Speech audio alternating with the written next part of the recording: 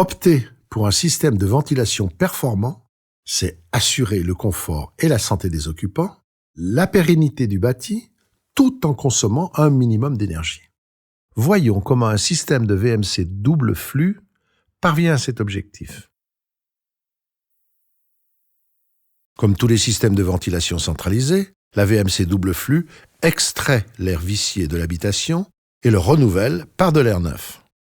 Mais la particularité essentielle d'un système double flux, c'est de faire pénétrer l'air neuf à une température très proche de la température intérieure. Cela est source d'économie d'énergie en été comme en hiver, mais améliore aussi grandement le confort car la température des pièces est bien plus uniforme. Les systèmes simple flux font inévitablement entrer l'air neuf directement depuis l'extérieur. Cela provoque systématiquement un déséquilibre de température dans l'habitation et par conséquent une consommation de chauffage ou de climatisation. Au contraire, les systèmes dits double flux utilisent la chaleur de l'air extrait pour tempérer l'air neuf. La VMC double flux contrôle donc un flux d'air neuf insufflé et un flux d'air vicié extrait, d'où son appellation de double flux. L'installation est un peu plus complexe qu'un système simple flux, mais bien plus économe à l'utilisation. Aujourd'hui, la VMC double flux est le système de ventilation le plus adapté aux bâtiments à basse consommation, dit BBC. Voyons ensemble la circulation de l'air dans l'habitation, puis les caractéristiques principales du caisson double flux. Une installation double flux est composée de deux réseaux de gaines. Un réseau pour le flux d'insufflation et un autre réseau pour le flux d'extraction. Ces deux flux se croisent dans le caisson de ventilation. Rappelons que l'air vicié est toujours extrait depuis les pièces dites techniques, comme la cuisine, la salle de bain, les toilettes. Cela permet d'éviter que les nuisances émises dans l'air de ces pièces ne se répandent dans toute l'habitation. Le flux d'extraction part donc de chaque pièce technique.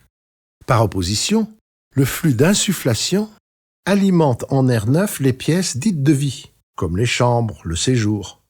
Le flux d'insufflation est composé d'air neuf, alors que le flux d'extraction est composé d'air vicié, c'est-à-dire chargé de vapeur d'eau, d'odeur et de gaz carbonique, et de tous les autres polluants de l'air intérieur. Le réseau d'insufflation prend l'air neuf à l'extérieur, par une grille généralement située sur un mur. Il est connecté ensuite à la VMC, qui tempère cet air neuf dans sa partie échangeur. Le flux est ensuite dirigé vers un plénum d'insufflation. Ce plénum répartit équitablement les conduits vers chacune des pièces de vie. Le réseau d'extraction part de chacune des pièces techniques et se réunit en un seul flux au niveau du plénum d'extraction.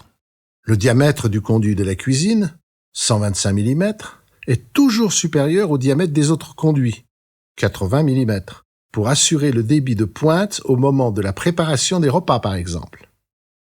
Ce réseau d'extraction rejoint ensuite la VMC double flux.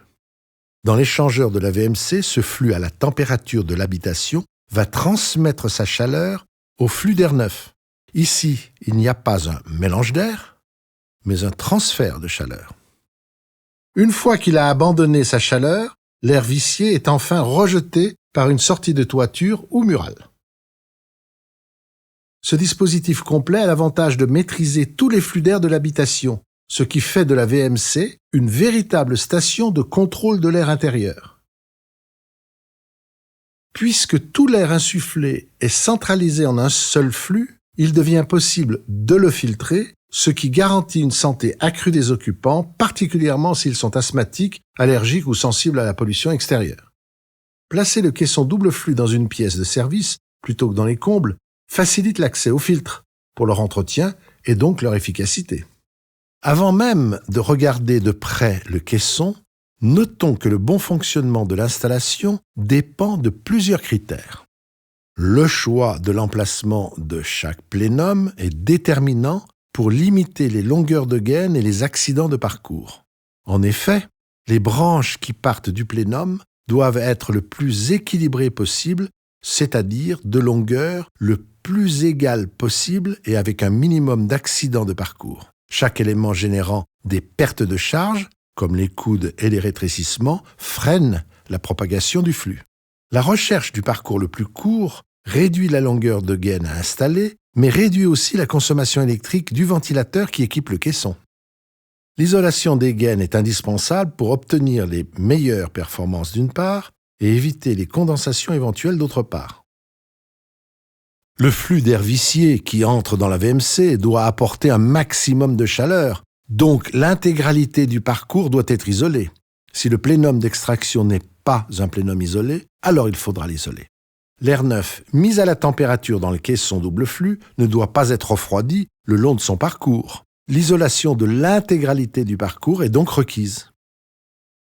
Enfin, la bonne étanchéité à l'air du bâtiment est essentielle pour assurer que le contrôle de l'air par la VMC ne soit pas perturbé par des entrées d'air parasites. Dans la configuration double flux, aucune prise d'air extérieure n'est ménagée dans les menuiseries. Et c'est la meilleure étanchéité qui doit être recherchée. Un bon indice de perméabilité mesuré par un test d'infiltrométrie est une des conditions à respecter pour optimiser le fonctionnement du système. Le système double flux s'adapte au fil des saisons.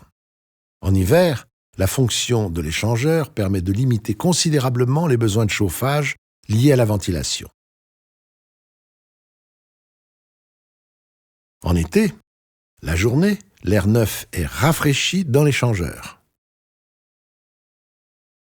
La nuit, lorsque la température extérieure chute, l'air neuf entre directement sans récupérer la chaleur de l'air intérieur extrait.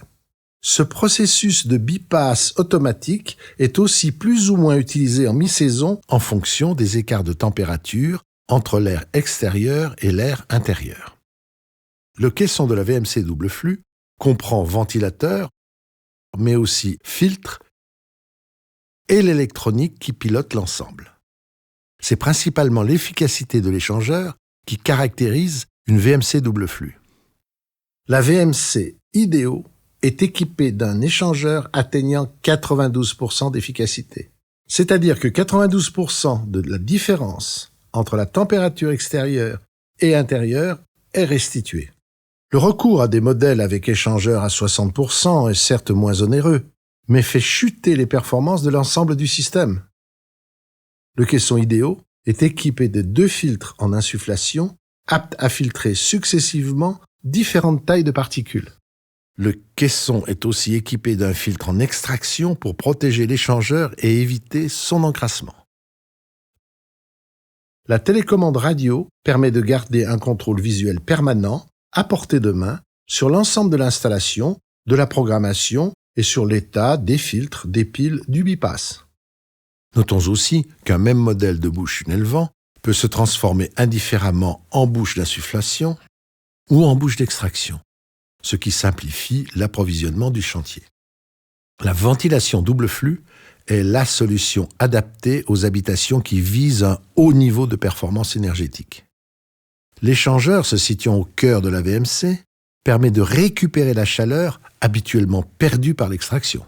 La réussite d'une installation réside autant dans la bonne mise en œuvre du réseau de gaine isolé que dans le choix d'un caisson équipé d'un échangeur à très haute efficacité. La VMC double flux réduit considérablement les consommations liées à la ventilation. Elle apporte des avancées concrètes en termes de confort et de santé, tant des occupants que des bâtiments.